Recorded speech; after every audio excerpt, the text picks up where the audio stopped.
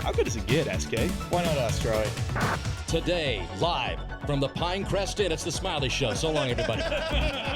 This is the Smylie Show.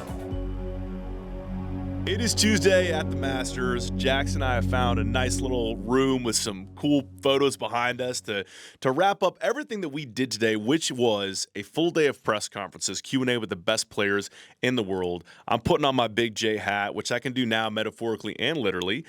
And I am going to bring you my 5 favorite answers of the questions that I asked these guys today with a little bonus at the end. We're going to start with the most recent man to don a green jacket because one of the many cool traditions at the Masters is a pairing of the reigning champion with the U.S. amateur reigning champion. This year, that is Rory McIlroy and Mason Howell.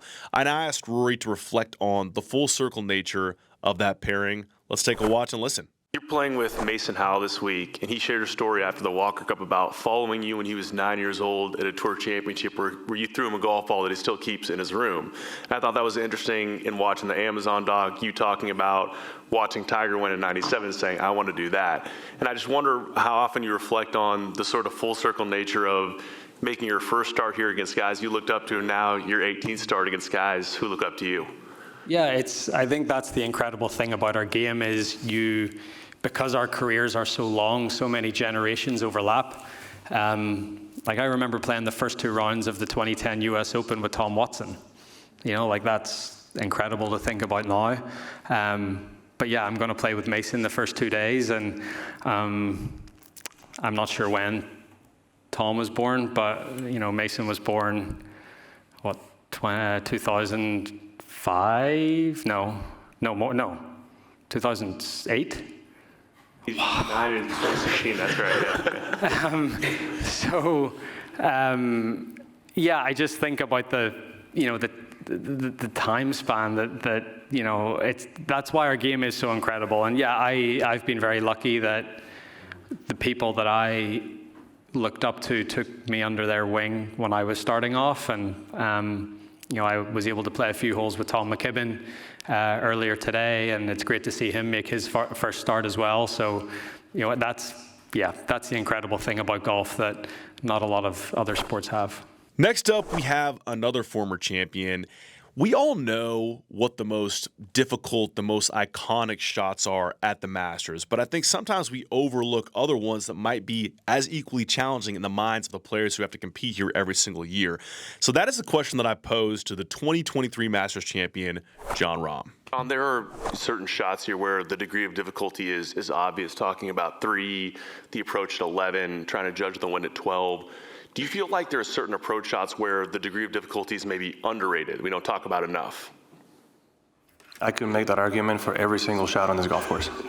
I don't think the wedge shot on 13 and 15, if you lay up, are ever talked about enough. You are most likely going to be on quite a bit of a downslope and into the green, right? Into a green that is not always the easiest, especially 15. Like that, those shots to the front pins, and even the back middle one, right? Even watching the women's amateur is not the easiest shot. You have the leaders coming in and hitting the green becomes a difficult task. And even hitting it close to the pin it's very, very difficult to pin this towards the back of the green. So those are 2 shots that I always tell people, especially 15 with the water being a bit more of a threat. 13, you can have a bit of a backstop to most of the pins, but it's for 60, 70, 80 yards is a lot more difficult than anybody would realize. But again, I can make that case for a lot of shots, right? I think a lot of people have this idea that Augusta National is wide, and then you come here for the first time and you start seeing where, if you really truly have to be aggressive on some shots, how narrow it gets, right? How narrow really 1, 2, 5 can get. 7 is way narrower than people think. Even 8, once you get towards the bunker, the end of the bunker becomes narrower. And even though they've made it a little wider, there's no picnic. The most recent winner of a marquee event on the PGA Tour was, of course, Cam Young at the Players, and Smylie was walking alongside him, broadcasting that event for NBC, and made some observations about his wedge play on that day to help lead him to that win. I asked Cam today about looking at the forecast, dry conditions, firm greens, how some of the things he did with wedge play at the Players could potentially translate this week at Augusta National. Cam, looking at some of the best wedge shots you hit on Sunday at the Players, the shot at 7, the shot at 15, it looked like you took a little more club and really controlled flight and spin in those situations. So then looking this week at the weather report where it's going to be dry, firm, not a ton of wind, and you're a high spin player, how does that inform your approach on strategy when you have short irons or wedges in your hand, the window, the spin you want to see those shots coming out of? Yeah, I think that the ability to flight it down at times can be really helpful out here just because the wind does swirl through the pines. And, you know, a lot of the battle out here is trying to avoid some of the bigger misses, avoid some of the places that are, you know, undoable when the greens get fast.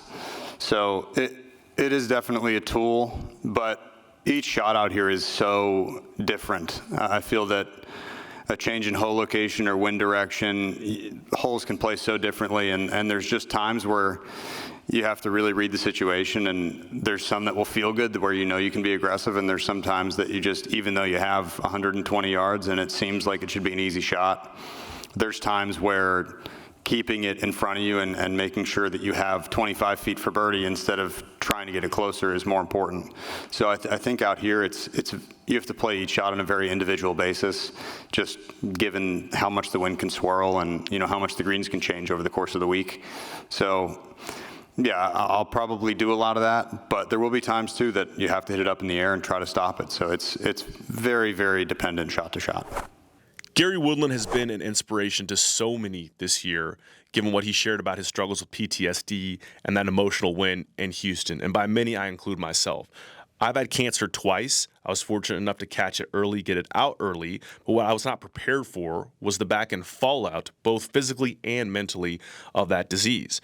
And so I cannot imagine what Gary's had to deal with this neurological trauma, both the surgery itself, but all these things that he wasn't necessarily prepared for and dealing with on the back end. And so what I wanted to ask him was, did he have an experience and a message that he could share to both inform and inspire others? And this is what Gary had to say.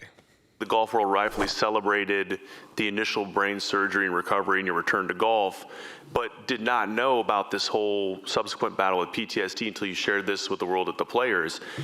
And I'm wondering if that was something that you expected and how you dealt with that both with public and private support internally, because as you said on the green at Houston, your goal is to inspire people and help support people. And so if there's something that anyone is going through a struggle where there's an initial surgery and a recovery process, if they can take that either for themselves or the people around them, how they can support that person, you know, what you learned and whether that was an expected response to the surgery itself initially. The response I've gotten since I've came out with this diagnosis is not what I expected, to be honest with you. I did it, it's probably the first thing I've said this, it's probably the first thing I've ever done for myself. I did it because I was really struggling with energy. I was struggling to say no. I don't like to say no. I like to help people. I like to do everything I can. And I'm at a point where that's hard for me to do most weeks. And I need to say no, and the doctors are pushing me. I can't do everything I used to do from a energy standpoint. And I say, like, when I say no, I feel horrible. I see the disappointment in people's eyes, and they're like, well, then maybe it is time to come out because now people will know why you're saying no. And doing that for myself, that was the hardest part because it was a selfless act, I would say. I was doing it. But the response and the messages I've got from people saying that it's helped them is not what I expected. It just shows that everybody's going through something. Everybody's battling something, whether it's way bigger or way less, it doesn't matter what you're battling. To you, it's important. And winning the US Open in 19 had the biggest impact in my life from a golf standpoint. There's no doubt. I hope winning in Houston had a bigger impact in somebody else's life. I hope somebody that's struggling with something sees this guy out here fighting every day and still living his dreams, and then they want to get up and fight and live their dream too. And I really, from the bottom, I hope that happens. And finally, Tommy Fleetwood has been inspiring in a different way with his amazing devotion as both a father and stepfather. We're going to see Frankie again in the par 3 contest this week. We're all rooting for him as he tries his hardest to carry the water for the very first time. I asked Tommy about what fatherhood means to him and the mental impact it has when he's in competition. Let's take a listen and watch. Watching that relationship with Oscar and Mo, and then also we're looking forward to Frankie tomorrow in the par 3 contest, and then rewinding back to last year, the breakthrough win at the Tour Championship, but then the DP World India win where you got to share a hug with Frankie on the 18th green. How much does fatherhood impact the mental side of your game, whether it's the joy of experiencing those moments or also the burden of wanting to create those moments so you can share the joy of them? The biggest thing for me, I think I think it's the most motivating factor for me to be the best I can be is when you have kids, you want to set the best example for them. And I guess, like personally, like my personality, like I'm not like an imposing figure. So I guess my way of sort of showing the way is kind of by example. So I try and do it that way. But for sure, there are a lot of, there's achievements that you have that I've had since I was a kid, and dreams and everything. And you turn them into moments, really. That's kind of how I visualize them. I visualize like the moments, and I don't really have any of those moments that don't involve like my family being there to share it with. So in that sense, that they are my like biggest motivating factor for everything I do. And then being a parent's the best thing in the world. Like it just is. And I enjoy. They all love the game, and it's funny because like my time away from golf, like competitively, will probably end up playing golf with my kids, but it's like a massive switch off for me because I don't care then. I don't care how I play. I just watch those and enjoy it. So there's a lot that goes on, but for sure, like being a parent is the best thing ever. All right, we are going out with a bonus quick one. There is not a tougher negotiator in the world than a 2 to 3-year-old. I'm not sure how or why, but I feel like my son Walker is already qualified to practice law. This is now a world that Scottie Scheffler is entering with Bennett. I'll let him tell you how that one's going for him. You mentioned bargaining earlier. What is the toughest negotiation to win with Bennett right now? I said bargaining because last night we were leaving a Nike party, and he somehow ended up with 2 sugar cookies, and he hadn't eaten his dinner yet. And so I was like, all right, buddy, if you will eat these sausages, I will give you this cookie. And he's like, cookie? Like, you eat this? And it's like my buddies are sitting there watching. They're like, yep, yeah, I've seen this movie before. It's bargaining. That is all for our press conference coverage. Make sure you're subscribed right here to our YouTube and following our socials for fresh Masters content all week long. We will talk to you right back here very soon. We'll see you next week on the Golf Channel. This has been The Smylie Show. I listen to this podcast. It's really cool. And all of our lovely fans and subscribers, but make sure you like and subscribe. It's cool to see what you guys are doing. I know golf fans appreciate it, but we do too, so please keep it up. For all the good people at YouTube, like and subscribe. You guys have some good takes, so I'm happy to come on and shoot the